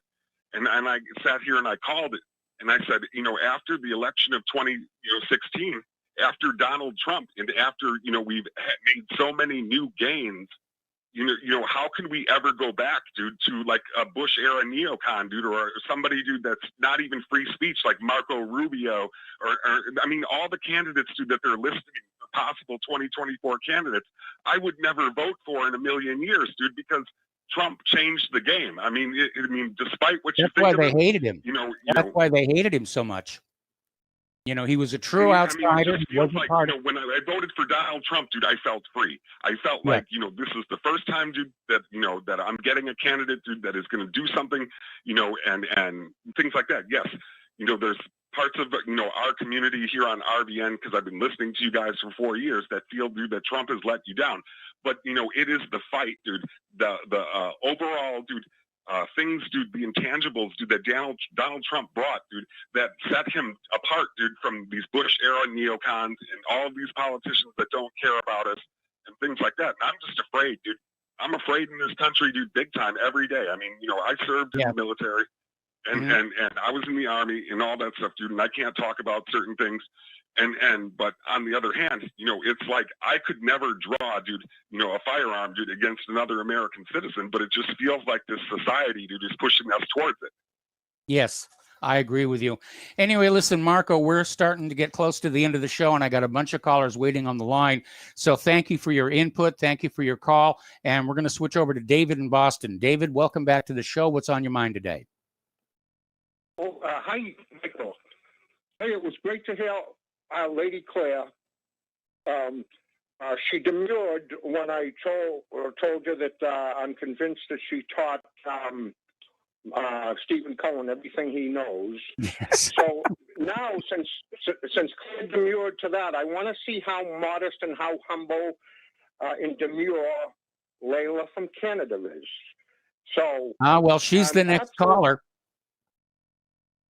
Yeah, Mike, I'm absolutely convinced that Layla taught Anand Sharawi everything that she knows.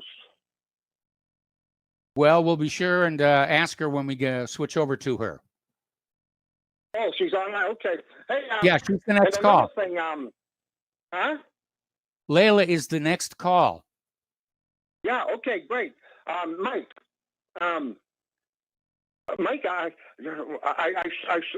last night I saw shocking photographs that could be on the cover of any tabloid of Donald Trump with Melania and Ghislaine Maxwell and Epstein, Jeff Epstein. In one picture, Trump has his arms around Ghislaine, one arm around Ghislaine, and another arm around Melania. And trust me, Melania those is not New Yorkers. dressed the way she dresses as First Lady. Have you ever seen some of these photographs? I've seen them, and I know that Trump's enemies are trying to make a big deal about it. But you also need to remember that Epstein and Trump were very wealthy. They moved in the same social circles. So it would have been far more strange to not have an instance where they were meeting each other and socializing with each other. So I don't see this as being a really big deal. Mike, the problem with that, I heard Trump, I heard him with his own words saying that he's denying he ever met Ghislaine, and then saying, he may possibly, she may possibly have been at a party that he attended and all that. He denies any relation, and they're all lovely. Well, I hadn't heard that part. I hadn't heard Trump say that. Yeah. Absolutely, Mike. He completely denies it, but it's important because he's compromised, and that explains all these appointments. And William Barr, it's entirely possible. Being made by him. Epstein may have compromised our entire upper level of government. If you go back to the flight logs on the Lolita Express, I mean, anybody who was anybody was taking trips down to that island in the Caribbean. Anyway, listen, David, I hate to be brusque, but we're running out of time, and I do want to switch over to Layla in Canada. So thank you for the phone call. And Layla, welcome to the show. What's on your mind? First, Dave's comment about Hanana Shlawi. She was actually the girlfriend of Peter Jennings, who was probably the only prominent news anchor in the U.S., first the Canadian, who was cognizant of the dilemma of the Palestinians. Yes. And he died of cancer, which I think we recognize cancer often occurs after someone has contracted a virus. Never mind that he was a smoker, whatever excuse was put out there, but he was silent. Well, Layla, there was that big scandal. There was that big scandal where there was a vaccine that was put out that had cancer genes in it. It was a big stink. I think this was back in, it was a while back, and the vaccine was recalled. But boy, if you want to get rich in the medical industry, the first thing you do is you make everybody sick. Yeah, well, a lot of the genetic engineering was done in Israel, and I'll discuss that another time. Right now, I want to get to the concept of, the Rothschilds having been the first Jewish bankers that parasitized everybody and the entire financial system. Cuneiform tablets were found during excavations by Americans, and I can no longer find it online. I found all the details of their activities in what used to be called the Jewish Encyclopedia from 1906. Okay, But Layla, got to put you on hold. I got to put you on hold. Don't hang up. I'm going to come right back to you after these words from our sponsors.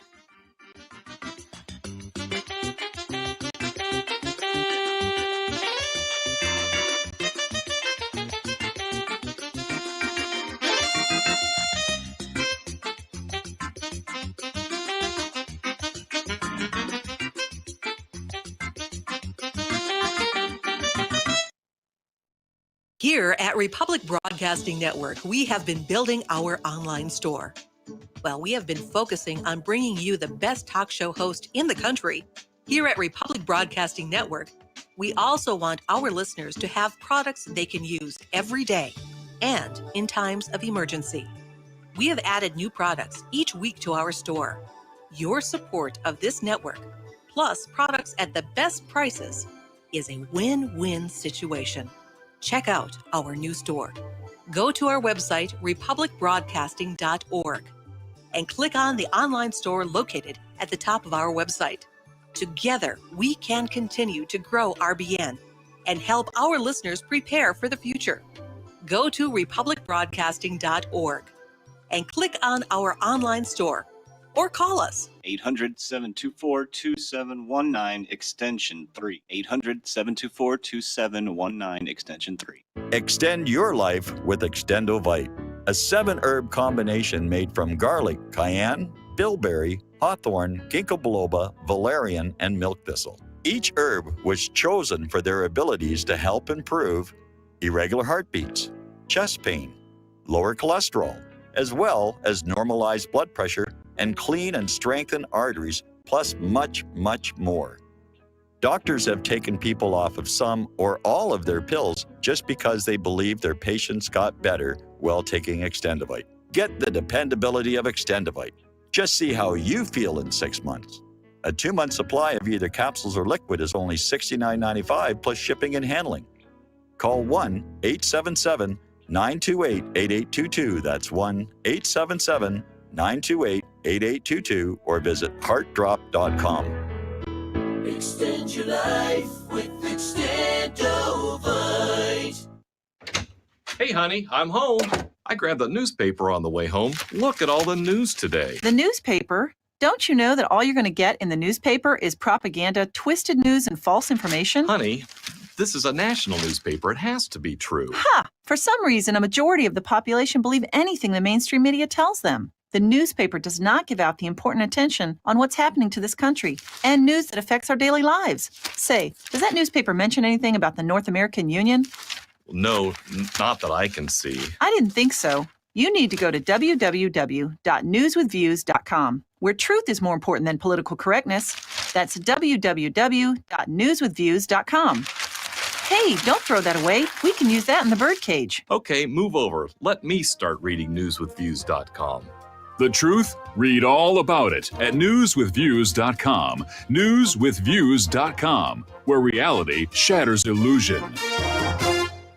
Politicians and preachers once sometimes told the truth. We didn't throw war's first stone and sacrifice our finest youth. With no video games or cell phones, a house felt like a home. Children fought and played together instead of on a computer alone. And welcome back to our show here, last segment of our program on this Powhana Friday. We're talking with Layla in Canada. Layla, just sort of pick up where you left off. Yes, the first records are cuneiform tablets that were uncovered during excavations done by Americans in the late 1800s, and they found a whole household with recorded the clay tablets recording business activities by the bankers known as Murashu and Sons. That's M as in mother, U-R-A-S-H-U and Sons. They existed at least from 400 to 500 BCE during the Babylonian within the Babylonian city of Nippur, Yes. Nippur, and their activities extended during the reigns of the Persian monarchs, during Artaxerxes I and Darius II, as well as Artaxerxes II. They used to they would give loans to people and demand collateral of their cattle, their grain, the harvest of their crops, as well as their anything that they had. And they used to charge 20% interest. If they defaulted, they would then charge 40% interest. Once they took over the assets of the people who obviously defaulted, they converted that into silver coinage, which brings to mind the image of Jesus in the temple throwing out the money changers.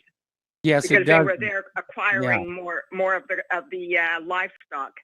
Okay, Layla. Now the word Jewish. Layla. I know the show's over. Yeah, the show is almost over. I'm going to try and fit in one more call here. Steve in West Virginia. Hello, welcome to the show. What's on your mind? Lost Steve. We lost Steve. Let's go to Miles in Maine. Hello, Miles. Make it quick. We're almost at the end of the show.